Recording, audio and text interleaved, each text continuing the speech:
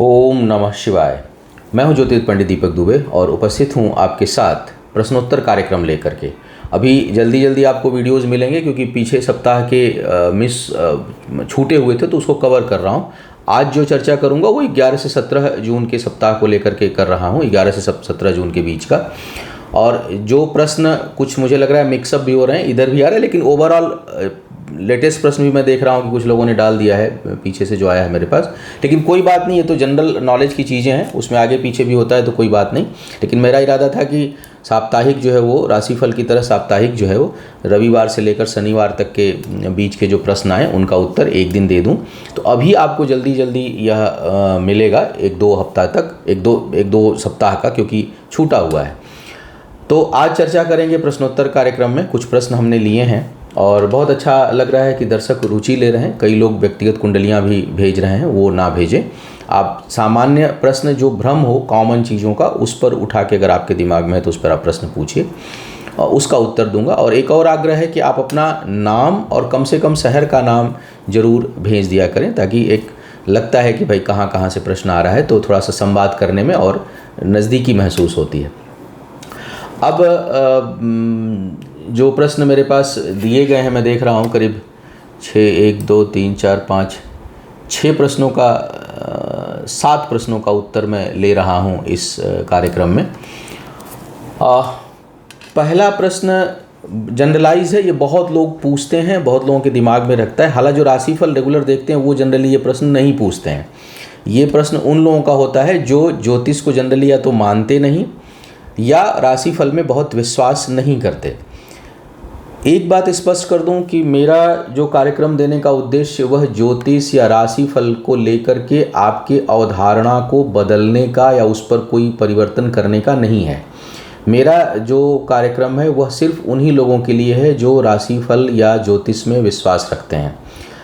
व्यक्तिगत रूप से तो राशिफल को मैं बहुत कई बार बोला भी हूँ कि मैं बहुत प्रेफर नहीं करता हूँ, लेकिन अगर राशिफल न दूँ साप्ताहिक तो आप देखते हैं कैसे कोहराम मचता है जो मेरे दर्शक हैं कि काम ही नहीं चलता है।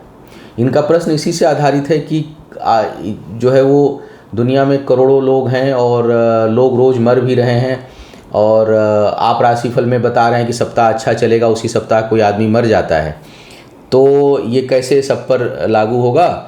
जो है वो हो गई तो बताते हैं कि मतलब ये क्या है फिर। तो पहली बात तो ये है कि मेरे राशिफल में तो हमेशा पहले बोलता हूँ कि यह सामान्य आधार पर होता है। दूसरी बात, इसीलिए कुंडली विश्लेषण क्यों की जाती है कि उससे पता चल जाए कि किस कंडीशन में आपकी स्थिति इस समय है। अच्छा, मृत्यु जैसा योग तो पहले खाली कुंडली देख के बनेगा नहीं, राशि गोचर देख करके। वो तो जब दशा अंतरदशा कौन सी चीज़ों, महादशा प्रत्यंतर दशा क्या क्या चीज़ें चल रही हैं, गोचर में ग्रह कहाँ पर हैं, कौन कौन सी तिथियां टकराने वाली हैं, बहुत से एनालिसिस करके ही आप किसी निष्कर्ष पर पहुंचते हैं कि यह हो, तब भी आप बोलेंगे होने की संभावना है।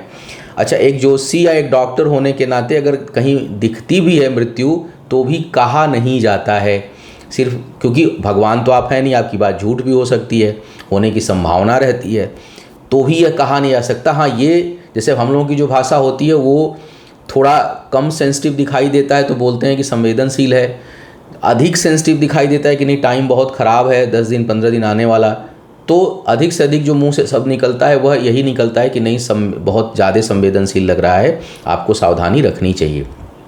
क्योंकि उम्मीद तो हमेशा बनाएंगे, ईश्वर अंतिम निर्णय ईश्वर ने लेना है, प्रकृति में चमत्कार है, प्रकृति में ईश्वर के पास पावर है, और आपके अपने कर्मों का प्रभाव भी है कि आप कभी जिस दुनिया में कितना सुख लेना है, कितना भोगना है, कितने कर्म फल लेने हैं, सब हिसाब किताब होता रहता है ना, तो वो प्रकृति करती है, वो कोई ज्योतिषी नहीं कर सकता। तो ये बात आपकी बिल्कुल सही है कि हर सप्ताह हर राशि और हर लग्न के रोग मरते हैं दुनिया में, हर लग्न के लोग जो है मरते हैं और हर राशि के लोग मरते हैं। लेकिन उनकी और एक चीज़ और आप जानिए, आप ज्योतिष को केवल राशिफल से मत समझिए। वैदिक ज्योतिष में जो कुंडली हम लोग देखते हैं 12,000 से अधिक योग बनते हैं, और इसीलिए कहा जाता है कि देव शक्ति की आवश्यकता होती है ज्योतिष के प्रैक्टिस करने वालों को, क्योंकि इतने योग आप याद नहीं रख सकते।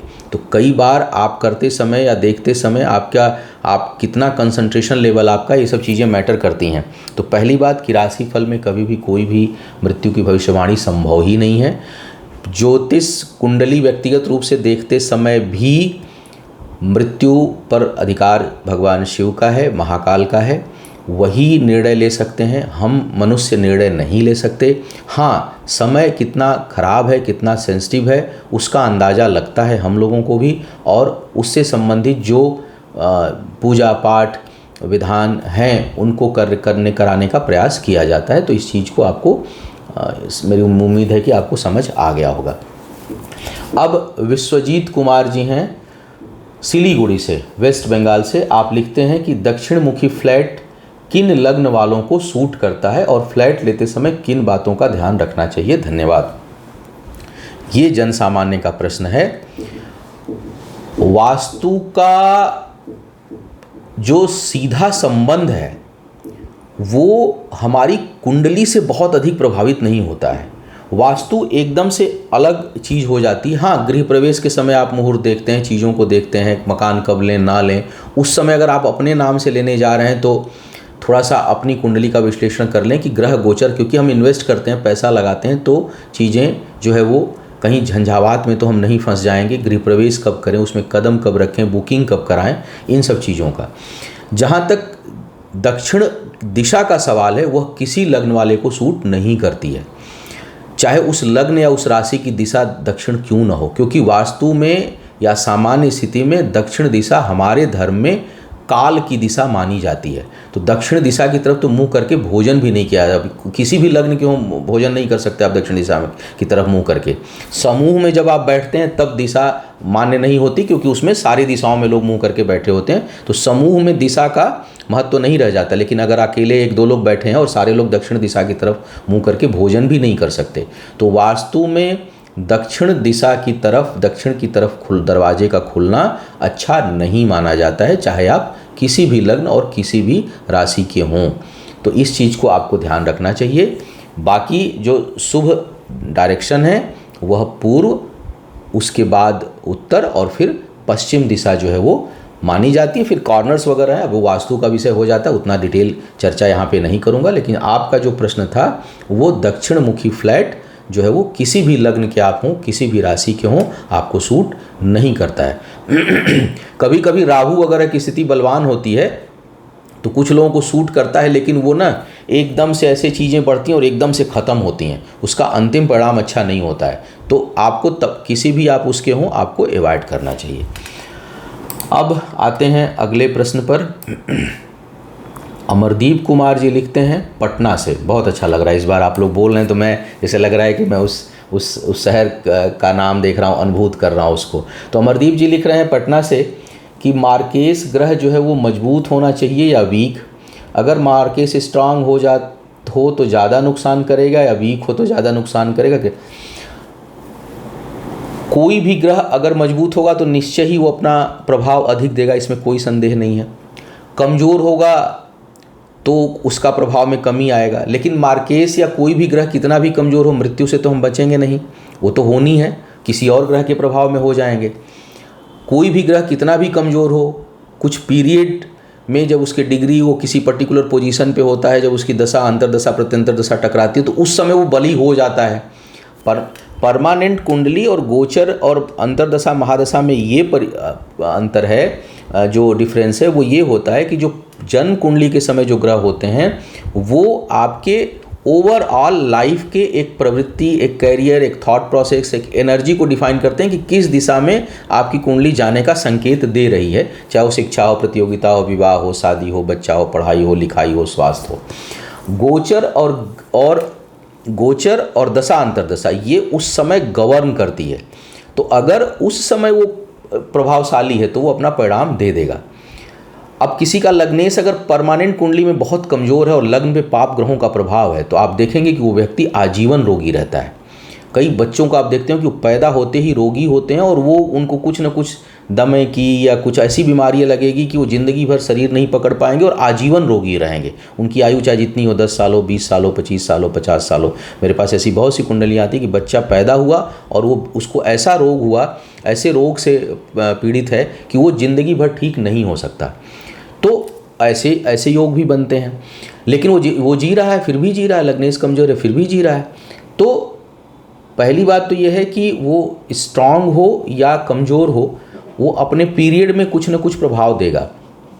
अच्छा, मार्केस जो है वो कष्टकारी और मृत्यु के कारक तो होते हैं, लेकिन केवल उसी ग्रह के कारण मृत्यु नहीं होती। उस बहुत से कम्बिनेशन, मैंने बोला ना कि जीवन और मृत्यु भी पहले मैंने बात बोला है, उसके लिए बहुत से कम्बिनेशन की जरूरत। ये कोई छोटी मोटी घटना नहीं होती, जीवन में एक बार घटती है। उत्पन्न होना और मरना ये सिर्फ एक बार होता है।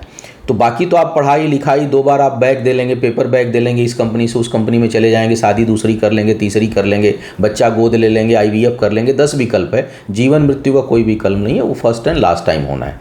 तो उसमें जो कॉम्बिनेशन बनते हैं वो बहुत ज़्यादा बनते हैं। अब जो मार्केस ग्रह होते हैं, कई बार जैसे सप्तमेश मान लीजिए किसी का मार्केस है, तो वो आपको अगर मजबूत है तो जब उसका टाइम आएगा तब जो स्वास्थ्य और मारक चीज़ों पर प्रभाव पड़ेगा, लेकिन वो आपके कार्य व्यापार को तो रेगुलर प्रभावित करेगा, उसको तो अच्छा करेगा ना। आपको जीवन साथी अच्छा दे सकता है, जीवन संगिनी अच्छा दे सकता है, आपके कार्य व्यापार को बढ़ा सकता है, तो आय को बढ़ा सकता है। तो ऐसा नहीं है कि मार्केस का मजबूत होना हमेशा नुकसान देने वाला है। डिपेंड करता है कि कुंडली में किस भाव में बैठा है, कहाँ पर बैठा है, किस तरह की स्थिति में है। अब शत्रु ग्रह शत्रु भाव में बैठ गया लग्न का, और वो अगर बहुत मजबूत है तो बहुत परेशान करता है फिर उस भाव से आपको, क्योंकि जब भी कोई चीज़ टकराएगी बहुत मजबूत टकराएगी आपसे। तो वहाँ पर ध्यान देना होता है। लेकिन मार्केस कई बार सप्तमेश भी होता है, वैसी स्थिति में उसका मजबूत होना आपके जीवन के कई चीज़ों को बढ़ा देगा। तो बस इतना आसान नहीं है कि आप फेस देख करके आप 100% प्रेडिक्शन कर दें, आप लग्न देख के 100%। मैं तो देखता हूँ, पता नहीं कितनी कुंडलियाँ पढ़ चुका, आप लग्न से पूरे व्यक्तित्व का कभी भी एनालिसिस नहीं कर पाएंगे। कुछ चीज़ें मैच कर जाती हैं, 40%, 50%, 60% मैच कर सकती हैं अधिक से अधिक, लेकिन पूरा विश्लेषण नहीं होता है। तो केवल मार्केस कह देना कि मार्केस मजबूत हो तो अच्छा रहेगा कि कमज़ोर हो तो अच्छा रहेगा, यह आवश्यक नहीं है। कौन सी लग्न है, किस भाव से मार्केस, मुख्य मार्केस आपका बन रहा है उसका, जैसे अब छठे भाव का कोई स्वामी है, छठे में ही बैठा है, लग्न इसका परम शत्रु है, तो वो कमज़ोर हो तो आपके लिए अच्छा है, वो मजबूत होगा तो आपको दिक्कत आएगी। तो इस तरह से विश्लेषण ये करना पड़ जाता है कि वह किन किन भावों को प्रभाव डाल रहा है और क्या वो करना है। और मृत्यु से कभी भी भयभीत मत हुआ करिए। ज़िंदगी 4 दिन की हो, मज़ेदार हो, प्रभावशाली हो, वो आप कल्पना किया करिए। मार्केस के नाम से देखता हूँ बहुत लोग भयभीत हो जाते हैं। अच्छा, ये चौथा प्रश्न ले रहा हूँ। अच्छा, इन्होंने ही 2 प्रश्न डाल दिए और संजोग से दोनों प्रश्न इन्हीं क्या, अमरदीप कुमार जी का। क्या आप बोलते हैं कि सूर्य या चंद्र, राहु या केतु के नक्षत्र में हो तो ठीक नहीं होता, पर गुरुजी फिर शनि में सूर्य और मूल में चंद्रमा उच्च का क्यों होता है? एक्चुअली नक्षत्र से ज़्यादा राशि में उच्च की मान्यता है।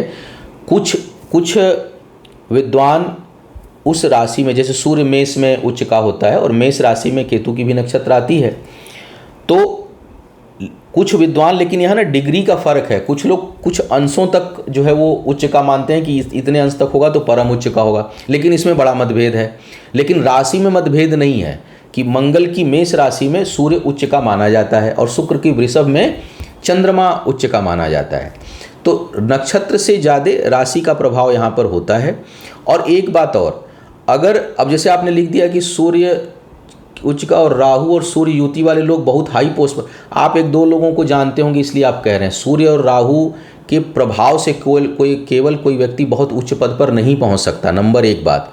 नंबर 2 बात, अगर वो पहुंचा भी होगा तो एक बार अभी उसकी लाइफ पूरी बीतने दीजिए। राहु और सूर्य की युति जीवन में अपमान का भय उत्पन्न करती है और बहुत ज़बरदस्त। और अगर वो शनि के प्रभाव में हो गया तो कारावास तक की संभावना हो जाती है।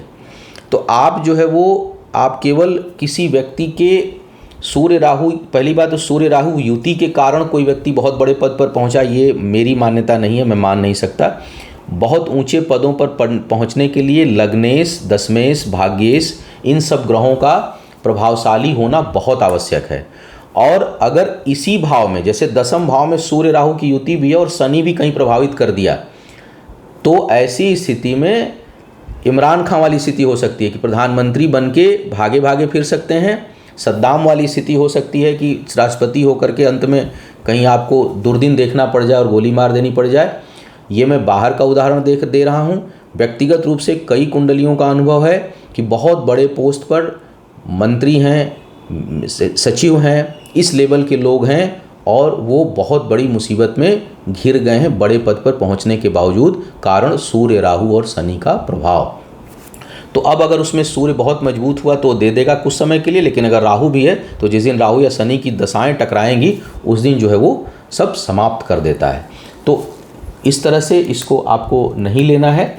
ज़्यादा जो है वो बेनिफिट राशि का है, अपने मित्र राशियों के कारण प्रभाव में आता है।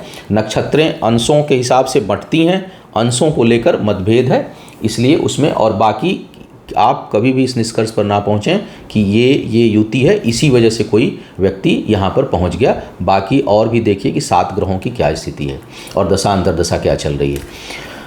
अब कोई SS सिंह जी हैं, इन्होंने स्थान नहीं लिखा है, न पूरा नाम लिखा है, लेकिन इनका ये प्रश्न है कि क्या यह सही है कि केंद्र भाव में बैठे गुरु कुंडली के लाखों दोषों को हर लेते हैं, और कितना फर्क पड़ता है अगर वो गुरु शत्रु लग्न में केंद्र में हो और उनकी महादशा भी हो, कितना फर्क पड़ता है इस दौरान। अब डिपेंड करता है कि जो गुरु की सबसे परम शत्रु लग्न है वो तो शुक्र की हैं, तुला और वृषभ। अब तुला में जो केंद्र बचा वो एक तुला ही हो गई है, दूसरा 7, 8, 9, 10 एक नीच राशि हो गई आपकी शनि की, और एक उच्च हो गई कर्क दसम भाव, और एक जो है सप्तम हो गया मंगल की राशि। अब यहाँ अगर गुरु उच्च के बैठे हैं दसम में तो अपना काफ़ी अच्छा प्रभाव देंगे आपके लिए। और दूसरा ये है कि अब यहाँ पर छठी राशि जो है वो हो जाती है मीन राशि, छठे भाव के स्वामी हो जाते हैं, तो छठे भाव का जो है वो दसम में बैठना उच्च पद प्रतिष्ठा को दर्शाता है। नौकरी ऐसे लोग आजीवन किसी बड़े पद पर रह करके करते हैं। पराक्रमेश भी गुरु हैं, तो पराक्रमेश का बहुत अच्छा परिणाम नहीं देंगे, भाई बहनों के साथ संबंध बहुत अच्छा नहीं रहता है ऐसे लोगों का। लेकिन अब यहाँ पर गुरु काफ़ी हद तक उच्च प्रभाव, लेकिन जब इनकी दशा अंतर्दशा टकराएगी तो करियर के क्षेत्र में तो उत्थान होगा, इसमें कोई संदेह नहीं है। लेकिन गुरु के साथ साथ अगर मंगल की अंतर्दशा टकरा रही है, उसमें प्रत्यंतर में अगर कहीं शुक्र आ गए तो सेहत को लेकर के सावधान हो जाइए, क्योंकि स्वास्थ्य के ऊपर प्रतिकूल प्रभाव डाल सकते हैं। तो कोई भी ग्रह किस भाव का स्वामी है, लग्न से कैसा संबंध है, कहाँ बैठा है, वह अच्छा और बुरा दोनों परिणाम देता है। हाँ, यहाँ अगर छठे में ही बैठ गए होते तब भी नौकरी कराते, लेकिन बड़े पीड़ित रहते आप। तो ये जो है, और दूसरा उच्च का गुरु अगर तुला में बैठा हो तो ऐसे लोगों के कारण बहुत लोगों का कल्याण होता है, बहुत लोगों का कल्याण होता है। इनका कल्याण दूसरों से उतना नहीं होगा जितना ये दूसरों का कल्याण करेंगे। तो कुछ चीज़ें बहुत प्लस पॉइंट है, पारिवारिक जीवन बहुत अच्छा नहीं रहता। तो अब बहुत से विश्लेषण करने पड़ जाते हैं कि क्या चीज़ें हैं, लेकिन आपके, क्योंकि किंतु परंतु आप जितना लिखेंगे और भी किंतु परंतु होता है, वो कुंडली देख के ही पता चलता है। लेकिन फिलहाल इतनी बातें बता दूं कि केंद्र में हमेशा गुरु लाखों, और लाख तो एक कहने की बात हो जाती है, लाख दोष कौन सी कुंडली में होता है, किसी कुंडली में नहीं होता। तो ये तो कहने को कह दिया जाता है कि हजारों राजयोग नष्ट कर देगा या हजारों योग जो है वो अशुभ प्रभाव को कम कर देगा, ऐसी बात नहीं है। गुरु एक शुभ ग्रह है, हैं किसी भी भाव में अगर बैठेंगे तो विद्वत्ता दे देते हैं, व्यक्तित्व अच्छा दे देते हैं, और उसके प्रभाव से, अब व्यक्तित्व अच्छा है तो और मानसिक स्थिति अच्छी है तो जीवन मृत्यु से तो भी परे नहीं होगा कोई भी व्यक्ति, लेकिन उसको देखने का, जीने का नज़रिया उसका बदल जाता है। अब आप उसको गरीब भी कह सकते हैं, हो सकता है कि हवाई चप्पल से चलता हो पहन करके या नंगे पांव चलता हो, लेकिन करोड़ों लोग उसके फॉलोअर हों, पैर छूने वाले हों, तो वो एक प्रकार से आप उसको कह सकते हैं कि सब चीज़ों के नहीं रहते हुए भी बहुत ख्याति वो प्राप्त कर रहा है। तो गुरु का प्रभाव एक अलग तरह का आता है हर कुंडली में। लेकिन अगर शत्रु उसमें हैं, किस प्रकार की शत्रु, सबसे ज़्यादा परम शत्रु तो शुक्र ही है, बाकी तो कहीं सम हैं, कहीं मित्र हैं, तो उस तरह का। लेकिन परम शत्रुता जो है वो शुक्र से ही है, शुक्र के लग्नों में गुरु का प्रभाव। लेकिन अगर वहाँ भी केंद्र में बैठे हैं और कहीं अगर उच्च के हो गए, नीच के भी हुए, मकर के हो गए, तो दसम पे उच्च की दृष्टि हो जाएगी। तो कुछ चीज़ों का प्रभाव अवश्य अच्छा पड़ेगा। और कोई भी ग्रह, बार बार ये मैं बोलता हूँ कि चाहे वो कितने भी खराब कंडीशन में हो, अच्छे कंडीशन में हो, उसके अच्छे और बुरे दोनों प्रभाव आते ही हैं। चाहे उच्च का हो, नीच का हो, मित्र हो, शत्रु हो, किसी भी स्थिति में बैठा हो, उसके कुछ न कुछ दुष्परिणाम देखने को मिलते हैं। छठा प्रश्न है राकेश चौरसिया जी का, और ये देख रहा हूँ कई बार इनके आए हुए हैं, नोट में लिखा हुआ है कि गुरु मंत्र पर अपने विचार व्यक्त। गुरु मंत्र पर विचार क्या करना है? ये तो कोई विचार व्यक्त करने वाली चीज़ नहीं होती। अगर आप किसी को अगर आप किसी को गुरु मान लिए हैं और उसने आपको कोई मंत्र दे दिया है, फिर ये दुविधा क्यों है? गुरु मंत्र जीवन के कल्याण के लिए होता है। आप किसी को गुरु मानते हैं, उनसे आप गुरुमुख हुए हैं, गुरु मंत्र आपने लिया हुआ है, तो जैसा उनका निर्देश हो, अलग अलग गुरुओं का अलग अलग निर्देश होता है, उसका आप पालन करिए, उस पर संशय भी मत करिए। गुरु मानने के बाद प्रश्न नहीं करना चाहिए। जितने प्रश्न हैं गुरु मानने से पहले कर लीजिए, लेकिन जब आप गुरु मान लिए हैं, नो क्वेश्चन, फिर समर्पित हो जाइए। कुछ जगह देखता हूँ कि कुछ गुरु लोग जो है वो बड़ा रिस्ट्रिक्शंस क्रिएट करते हैं कि आपने दक्षिणा, कई लोग मिलते हैं ऐसे कि मैंने तो गुरु दीक्षा ली हुई, तो मैं तो इस मंत्र के अलावा कोई मंत्र का जप नहीं करूँगा। नहीं, हर चीज़ का अलग अलग प्रयोग है। एक सामान्य कल्याण के लिए गुरु दीक्षा आप लिए। हाँ, अगर किसी चीज़ के आप हार्ड फॉलोअर हैं तब तो आप करिए। किसी भी चीज़ के आप फॉलोअर हों, ईश्वर के ही फॉलोअर होंगे तब भी जीवन मृत्यु आएगी।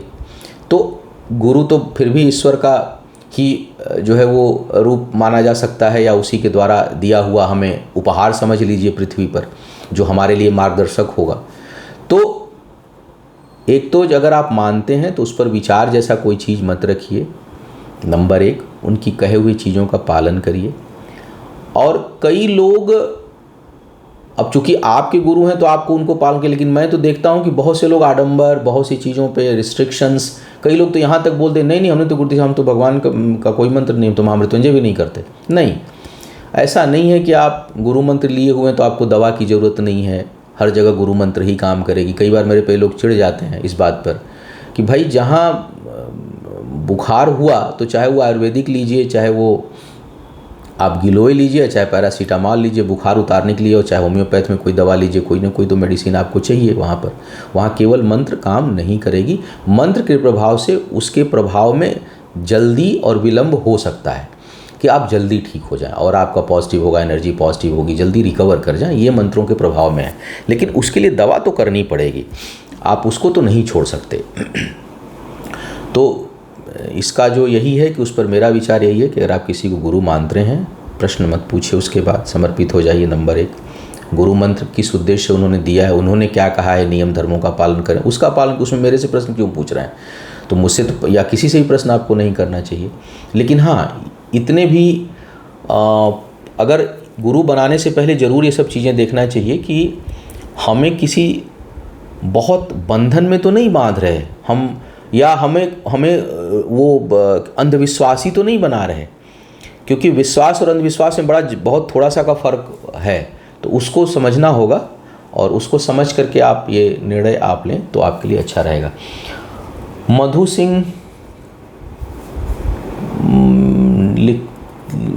सिंह अब लिखते हैं कि लिखते हैं नहीं मालूम, हम लोगों में तो मधु जनरली महिलाओं का नाम होता है। तो इन्होंने लिखा है कि पंचम भाव में शनि राहु चंद्रमा की युति में मैं प्रॉब्लम फेस कर रही हूँ, मेरे बच्चे को भी प्रॉब्लम फेस करना होगा क्या?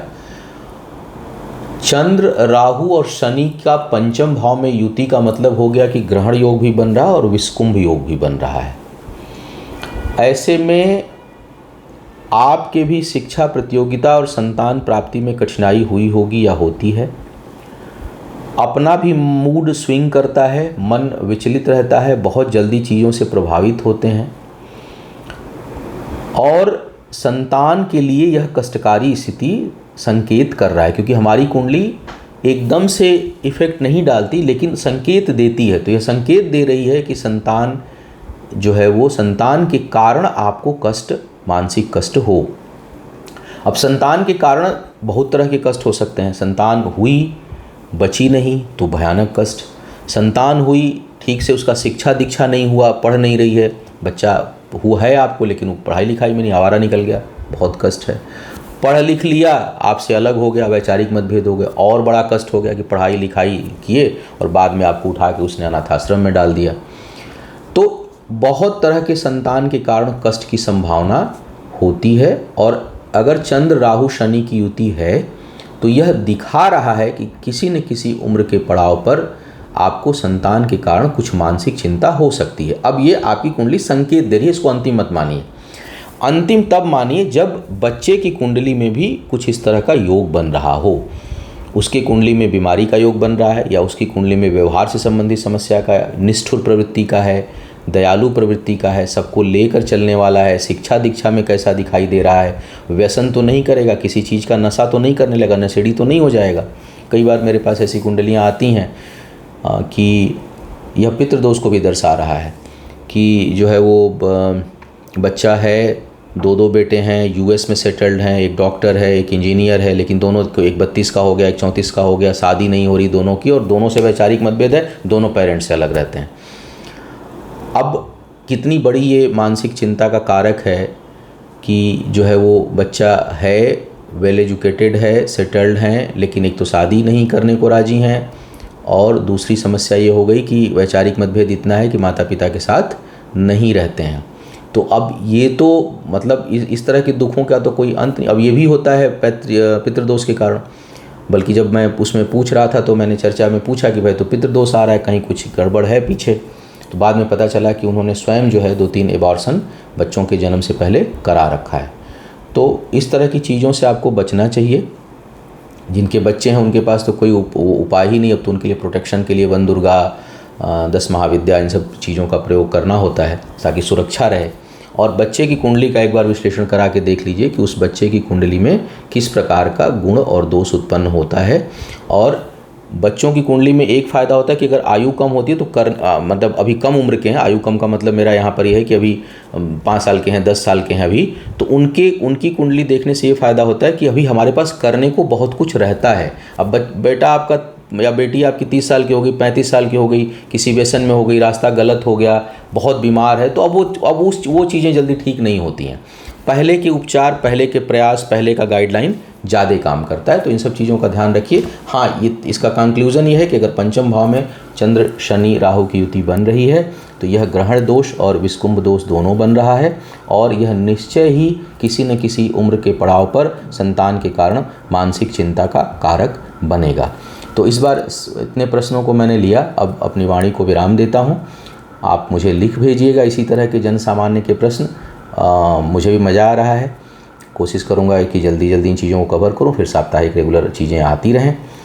और ढेर सारे लोगों ने मेरे लिए दवाइयाँ लिख भेजी हैं कि तुलसी काढ़ा, शहद, ये वो, आप लोग इतना चिंता करते हैं उसके लिए शुक्रिया। ये सारी चीज़ें चल रही हैं, प्रकृति है, कुछ न कुछ आएगा ही। अब बिना मास्क के घूम रहा हूँ, जो है वो पहाड़ी एरिया में भयंकर पोल्यूशन में 48 डिग्री 44 डिग्री करीब टेम्परेचर, दोपहर का टाइम, धूल और गैस भरी हुई है, सांसों में खूब गई तो एलर्जी होगी, उसमें न शहद उस समय काम करेगी न तुलसी काम करेगा। और धीरे धीरे सब ठीक हो रहा है, हो जाएगा। आप लोग बहुत केयर करते हैं, उसके लिए आप सभी का आभार। ऐसे ही प्रेम बनाए रखिए। आपका आने वाला समय शुभ हो, आयु आरोग्य और ऐश्वर्य की वृद्धि हो। इन्हीं शुभकामनाओं के साथ आपसे विदा लूँगा। पुनः मुलाकात होगी किसी नए विषय पर, तब तक के लिए मुझे आज्ञा दीजिए। ओम नमः शिवाय।